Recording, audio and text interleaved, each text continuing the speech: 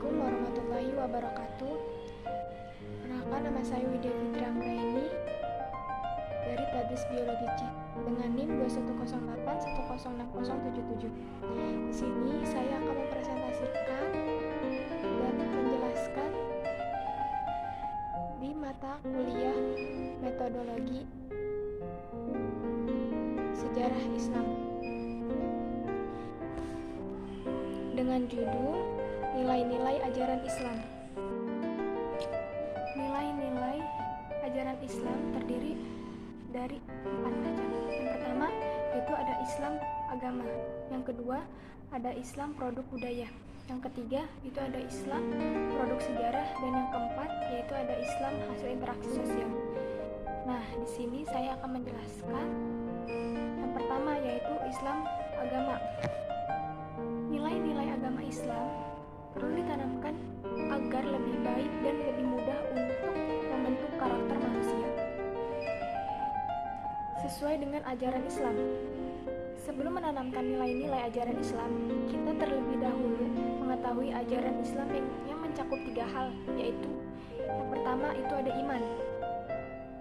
Iman yaitu kepercayaan yang meresap ke dalam hati dengan penuh keyakinan, tidak bercampur dengan keraguan sedikitpun, serta memberikan pengaruh terhadap pandangan hidup, tingkah karakter, dan perbuatan sehari-hari. Yang meliputi rukun iman yaitu ada iman kepada Allah, iman kepada malaikatnya, iman kepada kitab-kitabnya, iman kepada rasulnya, iman kepada hari akhir, dan iman kepada qada dan qadar. Yang kedua itu ada Islam. Islam merupakan agama yang diberikan oleh Allah Subhanahu wa taala dalam membimbing manusia untuk mengikuti semua ajaran-ajaran yang telah ditetapkan dalam hal ibadah. Yang meliputi rukun Islam itu ada mengucapkan syahadat, 2 kalimat syahadat. Yang kedua itu ada mendirikan sholat. Yang ketiga membayar zakat.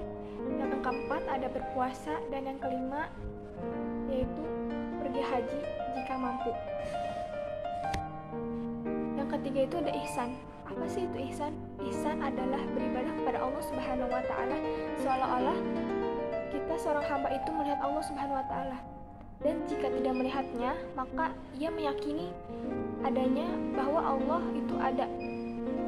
Dalam iman terdapat ilmu tauhid yang bertugas membimbing manusia mengimani adanya Allah Subhanahu wa taala dan mengesahkannya. Dalam Islam pun terdapat ilmu fikih yang bertugas membimbing manusia menyembah dan beribadah kepada Allah Subhanahu wa taala. Dan dalam ihsan juga terdapat ilmu akhlak atau tasawuf yang bertugas membimbing manusia dalam proses persucian jiwa sebagai prasyarat memperoleh ridha Allah Subhanahu wa taala dan kedekatan dengannya. Contoh seseorang yang beriman kepada Allah Subhanahu wa taala yaitu orang-orang soleh. Nah, orang-orang soleh ini dia meyakini adanya Allah dan dia selalu beribadah kepada Allah Subhanahu wa taala. Tujuan dia hanya satu, yaitu mendapatkan ridha Allah Subhanahu wa taala. Dalam Islam itu contohnya itu jika seperti kita bisa percaya adanya Islam, yaitu dengan mengucapkan 2 kalimat syahadat. Kita sudah dikatakan sebagai orang Islam dengan mengucapkan 2 kalimat syahadat. Kedua itu ada mendirikan sholat. Nah, di sini mendirikan sholat itu wajib karena kita sebagai umat muslim diperintahkan oleh Allah Subhanahu wa taala untuk melaksanakan sholat dan jangan pernah meninggalkannya.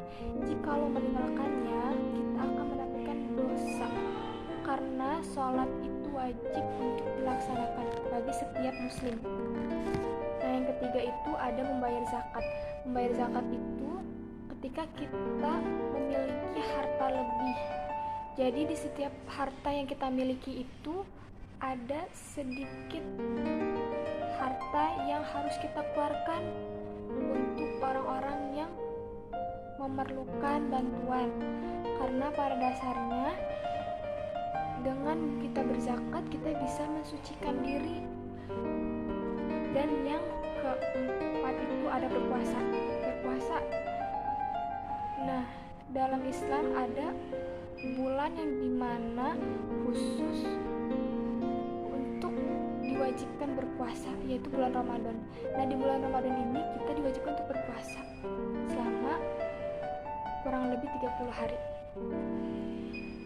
Kita dengan berpuasa bisa mendapat banyak pahala, banyak ilmu yang kita dapatkan, dan kita juga bisa merasakan bagaimana rasanya ketika orang yang tidak bisa makan, yang kurang, dengan kelebihannya kita bisa merasakannya.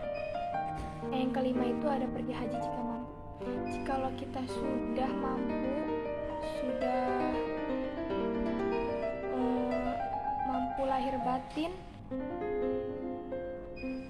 berangkat haji insya Allah, karena berangkat haji itu termasuk ibadah juga, tapi tidak diwajibkan.